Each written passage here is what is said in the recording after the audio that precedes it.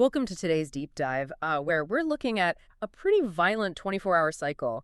We had, kinetic maritime warfare colliding directly with a massive U.S. regulatory shift. Right. Yeah, it's been an intense day. Yeah. And I mean, since you listening already know the space, we're skipping the basic definitions today. We're just going straight into the mechanics of how this global panic hit a microstructural short squeeze.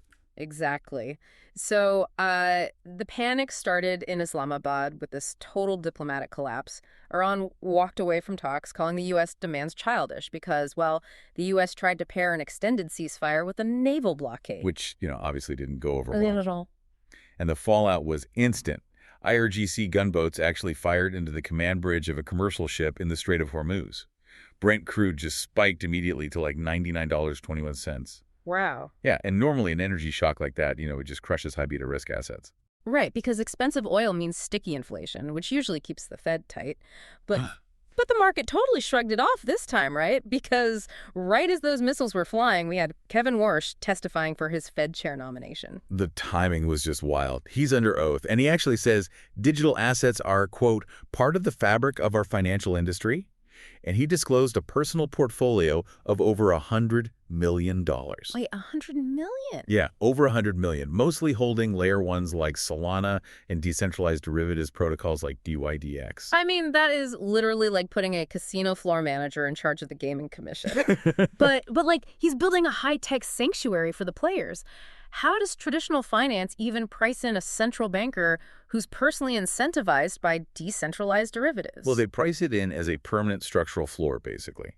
Having that level of integration at the top of the Fed signals the end of the hostile regulatory era, so it just overrode the geopolitical fear. But that floor took a minute to hold, right? I mean, first, the geopolitical shock flushed the asset down to, what, $74,817? Yeah, exactly, which wiped out all the over-leveraged longs who were betting on a peaceful ceasefire. But then the Warsh telemetry hit the trading desks, and we just rocketed straight to $78,500, a total V-shaped recovery. So what was the mechanical catalyst there? It wasn't just pure optimism, was it? No, not at all. It was a massive mechanical squeeze.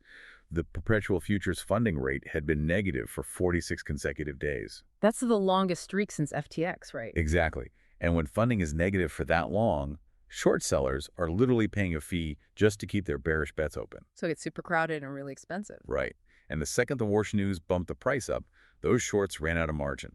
The automated exchange engines step in, force them to buy back the asset, and that forced buying pushes the price even higher, trapping the next layer of shorts. Which cascades into, what, $253 million in total forced liquidations? Yeah, that massive number basically proves that institutional algorithms are using transient retail capital as sacrificial exit liquidity. Okay, wait. Proves is a pretty strong word. Aren't liquidations just a normal part of leverage? Why are we blaming algorithms for retail day traders taking on too much risk? Fair pushback, yeah. I mean, retail definitely takes on the risk willingly. But the algorithms are explicitly programmed to hunt for that liquidity.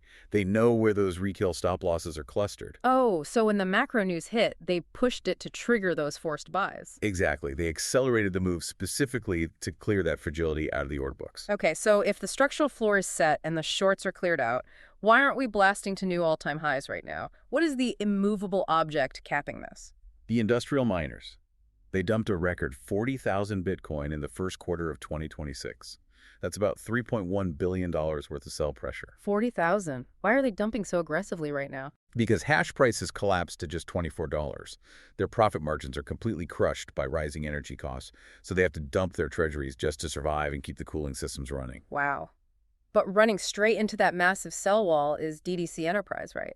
They just launched that new AI-driven operating system for their corporate treasury. Yeah, the world's first. It manages their 2,383 Bitcoin autonomously, routing tasks across models from OpenAI, Anthropic, and Google.